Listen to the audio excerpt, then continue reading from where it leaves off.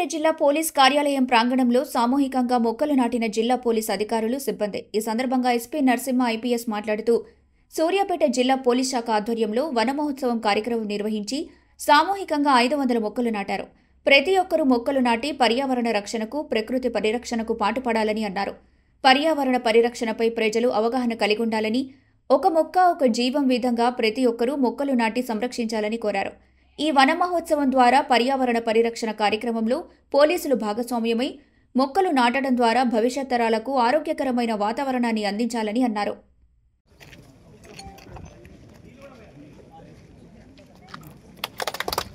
చేయి చేయి కలుపుదాం, చెట్లు నాటగదులుదాం.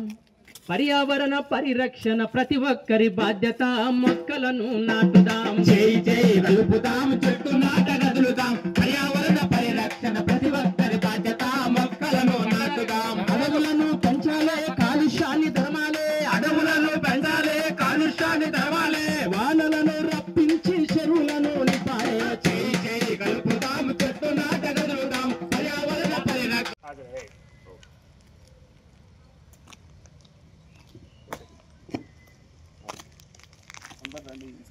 Inspector. Okay. Thank you. Sir.